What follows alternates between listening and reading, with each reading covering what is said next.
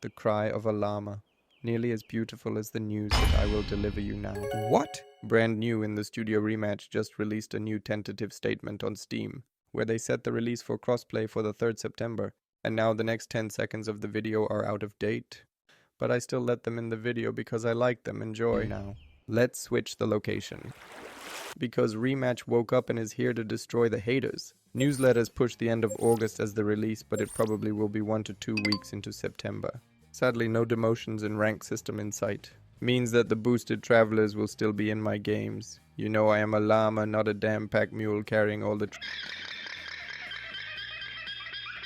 There is hope. Well, not for demotions, but for rank to become more balanced. You are asking how? You really want to know it?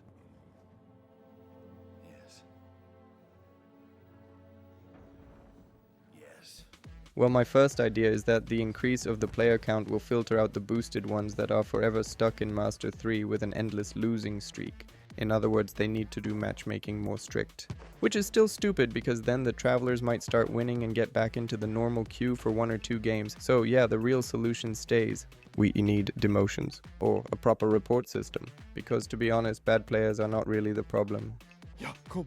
Nee. Everyone can have a bad day where 1 and 2 just doesn't fit together. The real tilter are the trolls and quitters annoying you for 3 minutes until they quit anyways, only to meet them again 2 games later. And guess what, then it's rewind time. Like demonstrated in the next clip, just that the quitter, Mr. King of Curses, were victim of my greatness. And guess what, he quit immediately, no fucks given. Oh yeah, revenge feels great. If you want to hear more about demotions, you might want to check out my other video about patch 2. But for now, let's continue with this one because we are only at the beginning here. Rematch's information delivery is as always on point on this one. Maybe they mean the ranked system with core gameplay. Or they just insert some buggy tournament system that they won't fix for the next 4 weeks. Like me inserting this random Battlefield 6 clip. So here we are. You got all the important news about crossplay and now I have to make you game ready so you won't get stuck with the travelers. Before we had liquid, now you need fire. I don't care who started the fire. Now it's time for the boot camp. I will guide you through every role and tell you how to be better at it. And even if you are master or higher, I am pretty sure I got some tips that might help you in a few situations. As a striker, your first job is simple: score. To do that, we need to read the situation we are in and the position of the keeper. If your shot is hidden, keep it simple. Aim close to the post, add a bit of spin, and finish quickly before the keeper can react. If the keeper has a clear view, your best weapon is unpredictability. Don't give away your target too early by tunnel visioning one corner. Instead, stay cool, look where he is positioned, and choose wisely. The keeper has 2 options if it's an open field. First, he stays on the line. Second, he tries to close the distance. So when the keeper stays on the line, short pass shots or quick fakes usually break him down. Focus on accuracy and trickery over power. Best case, you force a reaction. If not, short pass shots will break him. If the keeper rushes out, punish him with low R2 shots or curling finishes into the corner, but control your distance. Too close and the ball goes straight into his arms. And remember this: blade shots, fake shots, and bait movement work anywhere. These tools are always available. They keep you unpredictable. They force the keeper into mistakes. Like shown here by Baka in a magnificent way. One last reminder for all the Lucatonis out there: even off the ball, don't stand still. Press a little. Move for your team. Make defenders' lives harder. At the end of the day, you make the choice. And these tips give you the extra 5% you need to score more often. Here we go, a bouncing llama.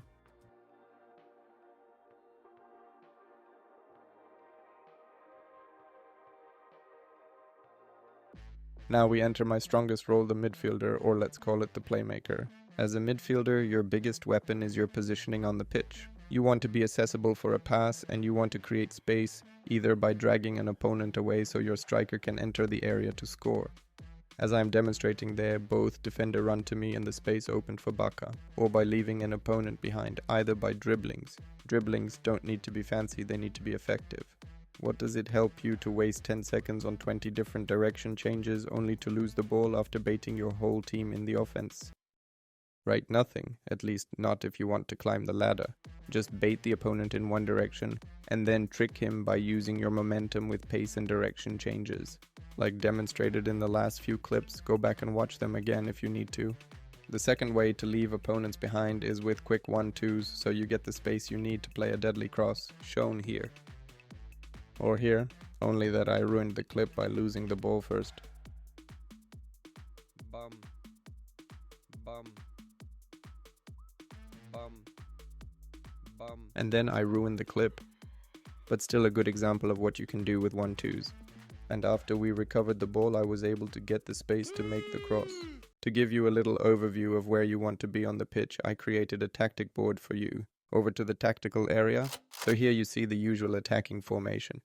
Most of the time there are 2 defending formations, or no 3. One with 2 pressing forwards, the other one with a solo pressing forward, and we have the don't defend at all formation. For the first one with 2 pressing forwards, we want to open up the field by running in the free space in the middle, and from there we can make the game wide and quick, like here. Or if they open up the middle too much, then it's time for the deep ball. And if they defend well, you need to open the trickery box and find a way to the goal. The next formation is the 1-2-1.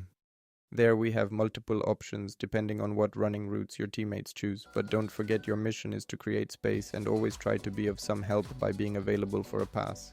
For the how to pass, most of it is training, so you know when to put how much effort into a pass. The crosses are ideally high, with the curve into the run path of your mate. Oi, mate. You can also put in a flat cross that's perfectly fine. I guess the best tip here is don't just shoot the ball on your mate without preparation even though the opponent is right next to him. That's what we call the cry for the 50-50. Next up are the defenders, or just defending overall, because the mechanics of defending stays the same for every role.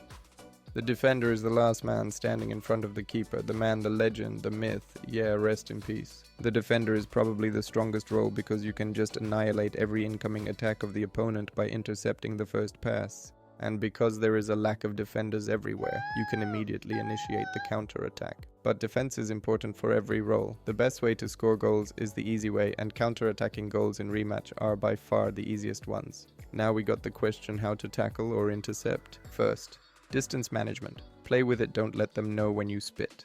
Second, you open up the way for your own tackle. Don't guess too much. Give yourself the best chances. If you don't see your opponent in your view field, then you probably won't intercept the pass to him. Always have him in your view field. Very important, by the way, I use FOV90. Here we are, the last role, the keeper. We have 2 arts of keeping, the sweeper keeper, running around deleting the fire before it gets too big. And we have the normal keeper. He stays on the line and works with his reactions. My tips here are, as always, space management. You want to close into the opponent as a keeper. Second, try to help your mates if you see they are in danger. Third, you can see in a small time frame where the opponent is pointing at when they shoot. That's your sign to jump. And the final, and probably the best tip, keep the penalty spot in your mind. That's the middle of your goal, so you don't lose orientation and open up your whole goal. Even if you are bad at keeping, doesn't mean there is no room for improvement. I am not the best keeper, but I took many hours to be acceptable. I became JamerLama and tried to be better. It was hard at first, but when you feel the strikers struggle to beat you, then you know, and that they do not know. You know. Look at this transition. Follow me, follow me. Look at me before I watched my own videos. Oh, no. I choke. But for you as for me, this time is over because we went through the boot camp. Y'all should be hella Rematch Jamers now. Out into the wild with you, and maybe we will meet inside the game. Just so you know, Rematch won't be the only content coming on this channel. Check my channel bio for more informations. See ya. Llama, llama.